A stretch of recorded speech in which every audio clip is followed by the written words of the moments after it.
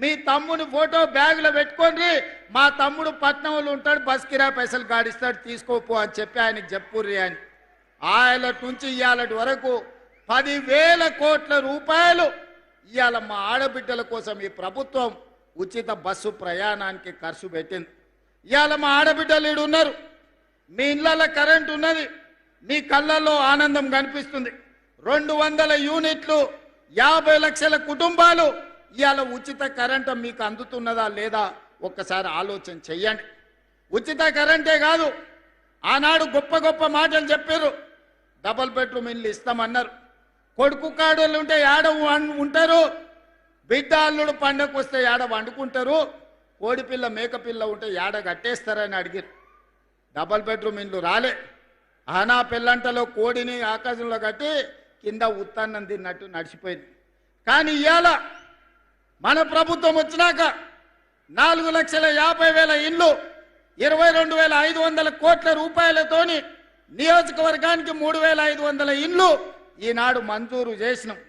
ఇదే కాదు, ఆదివాసీలు ఉన్న ప్రాంతంలో ఐటీడీఏ ప్రాంతంలో మరో 25,000 అదనపు ఇళ్ళు పేదవాళ్ళు కట్టుకోవాలి, అడవి బిడ్డల ఆత్మ గౌరవంతో బతకాలి అని ఇందిరమ్మ ఇళ్లను ఇల్లు వచ్చిన ప్రతి ఒక్కరికి 5 లక్షల రూపాయలను ఉచితంగా మీరు ఎట్లా పని చేసుకుంటే అట్లా ఖాతాలో టకీమని నగదు పడేటట్టు చేసినాం. ఇవాళటి వరకు నేను ఈ వేదిక మీద నుంచి ప్రతిపక్షానికి చెప్పదలుచుకున్నా, ఈ ప్రభుత్వం వచ్చినాక దాదాపుగా 5,400 కోట్ల రూపాయలు ఇప్పటికీ ఇందిరమ్మ ఇండ్లు కట్టుకునే పేదల ఖాతాలో నగదు వేసినామని ధైర్యంగా గుండె ధైర్యంతో ఈనాడు ఈ ఆదిలాబాద్ వేదిక మీద నుంచి నేను చెప్పదలుచుకున్నా. ఎన్నడైనా పేదోడు ఆత్మ గౌరవంతో బతకాలి, పేదవాడికి సొంత ఇల్లు ఉండాలి అని ఎన్నడైనా ఆలోచన మీరు చేసిండ్రా? 500 రూపాయలకు సిలిండర్ ఇవ్వాలన్న ఆలోచన మీకు వచ్చిందా? అంతెందుకు, ఆనాడు అన్న నందమూరి తారక రామారావు గారు 2 రూపాయల కిలో బియ్యం, ఆయల్ల బియ్యమే లేవు, పేదవాడు పండుగ పూట తెల్లన్నం తినేటోడు, ఆయల్లో 2 రూపాయల కిలో బియ్యం పథకం వచ్చింది. 40 ఏళ్ళు అయిపోయింది. ఇంకా గవ్వే దొడ్డు బియ్యం తినాలంటే కాలం మారింది, పంట మారింది, చదువులు మారినాయి, విజ్ఞానం పెరిగింది. ఇవాళ దొడ్డు బియ్యంతో అన్నం తినే పరిస్థితి లేదు, పసలకు దాన పెట్టే పరిస్థితి వచ్చింది. సన్న బియ్యంతో పేదవాడి కడుపు నింపాలన్న ఆలోచన ఎవరికైనా వచ్చిందా?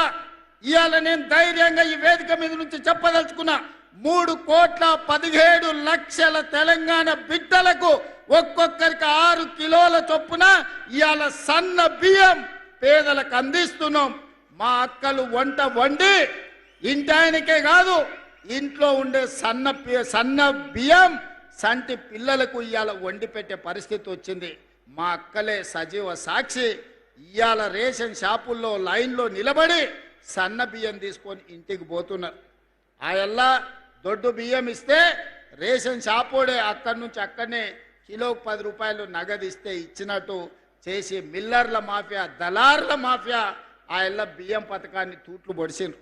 ఇవాళ తెలంగాణ రాష్ట్రంలో దేశంలో ఎక్కడా లేదు ఈ పథకం. దేశంలోనే మొట్టమొదటిసారి తెలంగాణ రాష్ట్రంలో 3,17,00,000 తెలంగాణ బిడ్డలకు 6 కిలోలు సన్న బియ్యం ఇవ్వడం ద్వారా ఈరోజు ఆత్మ గౌరవంతో మనం అన్నం తినడమే కాదు, సంటి పిల్లలకు వండి పెట్టే పరిస్థితి ఈరోజు మన రాష్ట్రంలో వచ్చింది. ఈ విధంగా చెప్పుకుంటూ వెళ్తే ఆడబిడ్డల్ని ఆర్టీసీలో బస్సుల్లో ఉచిత ప్రయాణమే కాదు, 1000 ఆర్టీసీ బస్సులకు యజమానులను చేసినాం. సోలార్ విద్యుత్ ఉత్పత్తి అదాని అంబానీలు కాదు, మా ఆడబిడ్డలకు 1000 మెగావాట్లు ఇచ్చినాం. హైటెక్ సిటీ పక్కన 1000 కోట్ల రూపాయల స్థలాన్ని ఇచ్చి మా ఆడబిడ్డలు తయారు చేసే వస్తువులను ఈరోజు హైటెక్ సిటీ పక్కన అమ్మే విధంగా అంతర్జాతీయ మార్కెట్ ఈరోజు మనం కల్పించినాం. ఇవన్నీ సంక్షేమం ఒక ఎత్తు. సంక్షేమం గురించి మా మిత్రులు బట్టి విక్రమార్క గారు చెప్పినారు. ఇవాళ ఈ వేదిక మీద నుంచి 4-5 విషయాలు నేను స్పష్టంగా చెప్పదలుచుకున్నా. మా మిత్రులు కొన్ని విషయాలు మాట్లాడారు. కొన్ని మండలాలు, రెవెన్యూ డివిజన్లు లేకపోతే జిల్లాల గురించి కేంద్ర ప్రభుత్వం మండలాల సరిహద్దులు కానీ, రెవెన్యూ డివిజన్ల సరిహద్దులు కానీ, జిల్లా సరిహద్దులు మార్చొద్దని కేంద్ర ప్రభుత్వం ఆదేశాలు ఇచ్చింది. 2027 మార్చి 31 వరకు జిల్లా మండల రెవెన్యూ సరిహద్దులు మార్చడానికి అవకాశం లేదు. ఆ తర్వాత ప్రభుత్వం ఒక జ్యుడిషియల్ కమిషన్ వేసి ఇలాంటి సమస్యలన్నిటిని కూడా ఆ కమిషన్కి ఇచ్చి బోత్ ప్రాంతం రెవెన్యూ డివిజన్గా మార్చాలని మిత్రులు అడిగినారు కదా. ఆ కమిషన్ ద్వారా ఆ రోజు ఈ సమస్యకు పరిష్కారం చూపించే ప్రయత్నం చేద్దాం.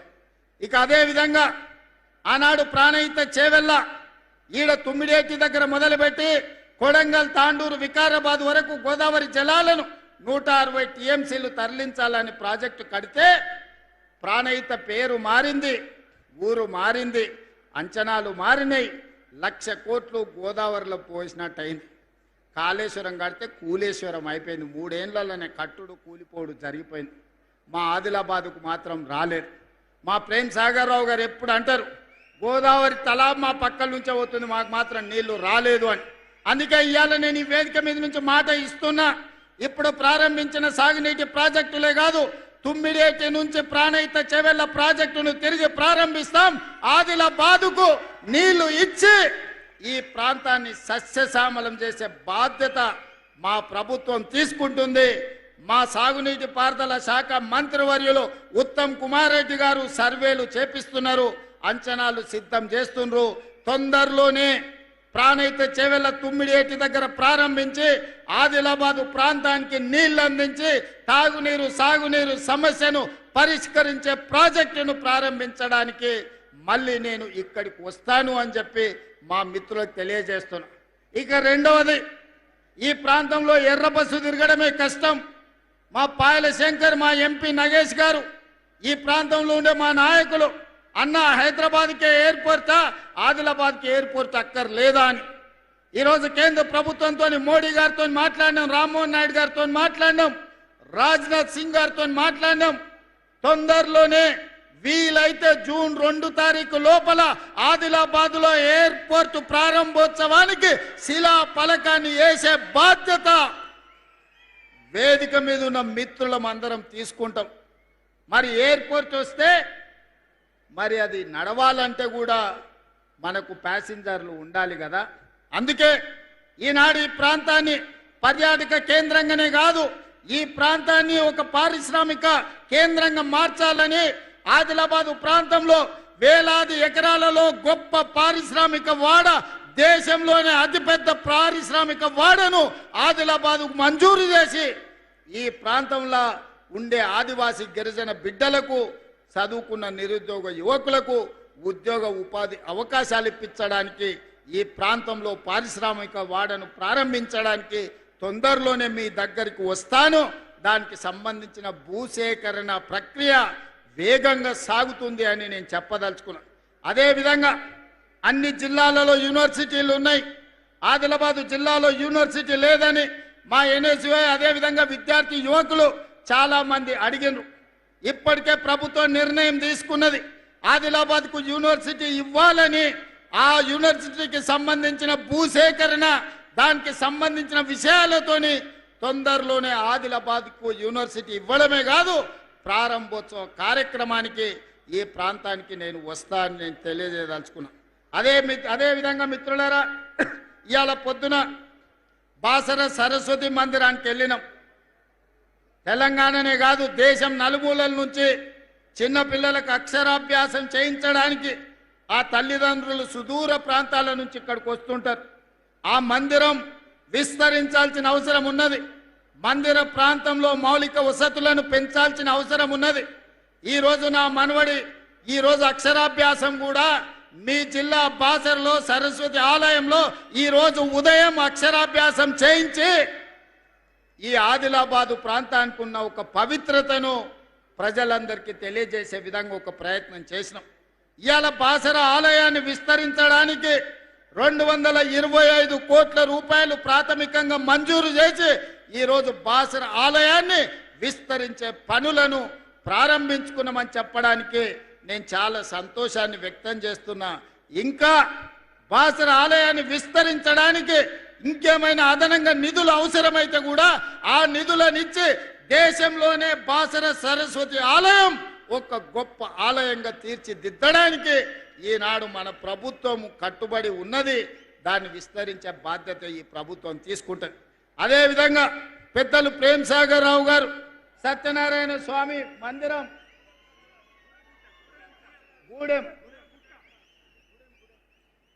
గూడెం సత్యనారాయణ స్వామి ఆలయం వారు ప్రతిపాదన చేసిండ్రు. మిత్రులు ప్రేమ సాగర్ రావు గారి అభ్యర్థన మేరకు మా మిత్రులు భట్టి విక్రమార్క గారికి నేను విజ్ఞప్తి చేస్తున్నా.